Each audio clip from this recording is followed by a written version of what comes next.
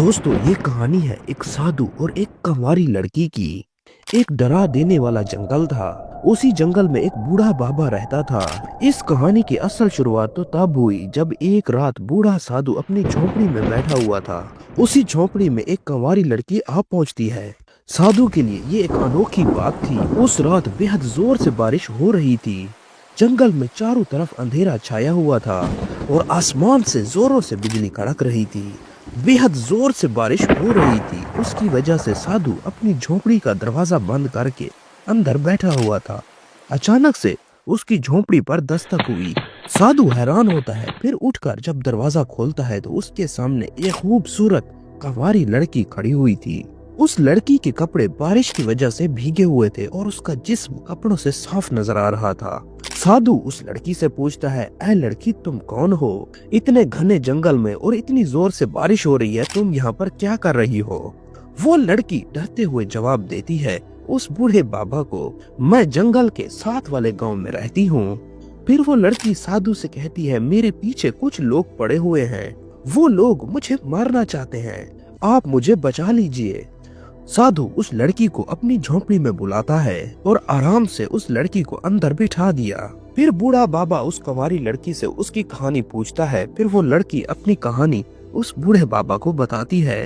लड़की ने कहा, मैं गांव के राजा की बेटी हूँ। मेरे माँ बाप इस दुनिया से चले गए हैं।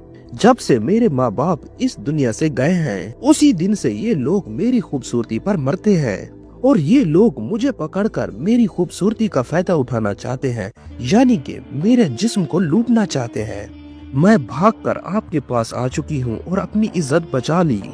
वो बूढ़ा बाबा लड़की की बात बड़े गौर से सुनता है। वो बूढ़ा बाबा सोचने लगा, ये लड़की, इसके अलावा कोई और मकसद भी हो सकता है। जरूर ये लड़की मुझसे कोई बड़ा राज छुपा रही है। वो लड़की और ये बूढ़ा बाबा झोपड़ी के अंदर बैठे हुए थे। रोशनी के लिए किनारे पर दिया जल रहा था।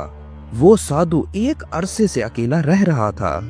आज उस बूढ़े बाबा के पास इंतहाई खूबसूरत लड़की आई हुई थी। साधु लड़की के गीले कपड़ों पर निगाह डालता है और मन ही मन में खुश होता है और साथ में वो बूढ़ा शख्स खुद को रोकने की भी कोशिश कर रहा था। साधु ये सब बातें अपने दिल में सोच रहा था। इतने में वो कंवारी लड़की बोलती है, ऐ बाबा, आज मैं बेहद डरी हुई हूँ। क्या आज रात आप मुझे अपनी झोपड़ी में पनाह देंगे? यानी कि आज की रात आप मुझे अपनी झोपड़ी में ठहरने दें।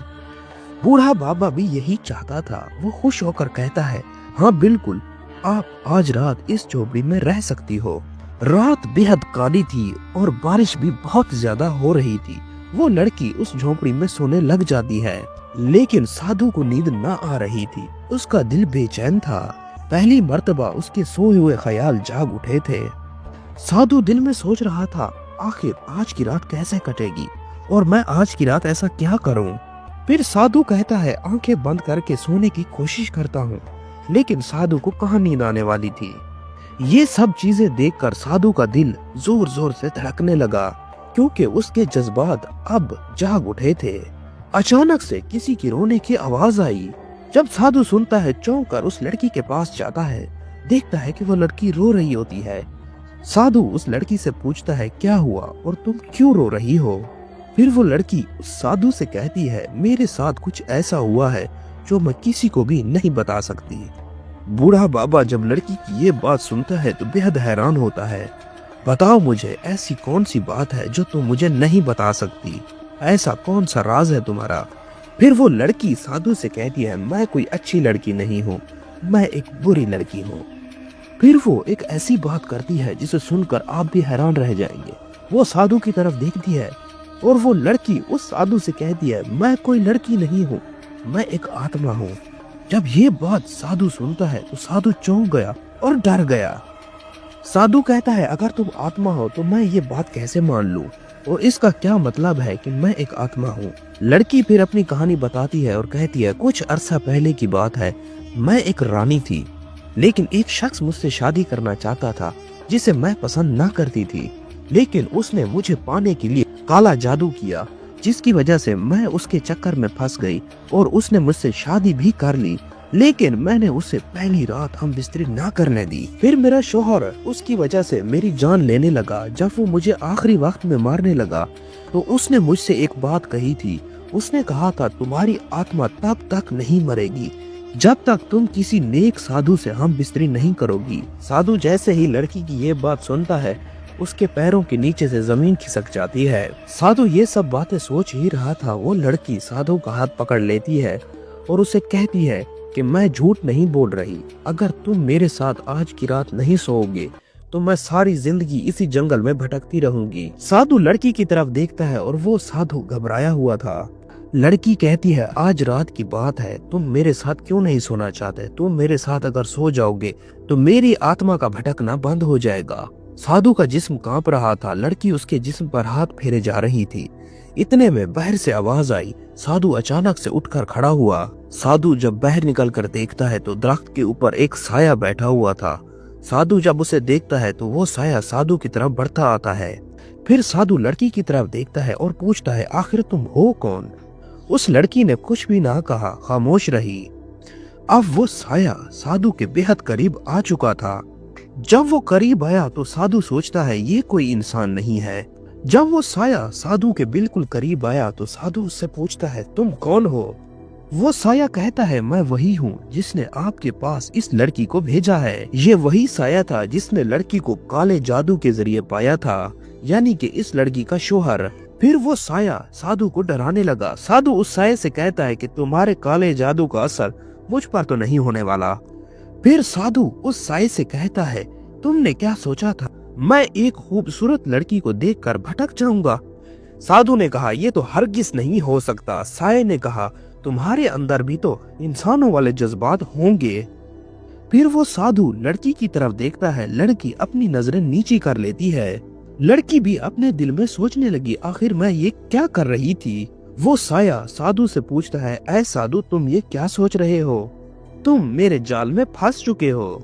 साधु अपनी आंखें बंद कर लेता है और सोचने लगता है इस मुश्किल से किस तरह से बचा जाए। साधु लड़की से कहता है तुम अपने अंदर झांको, ये तुम आखिर क्या करने वाली थी?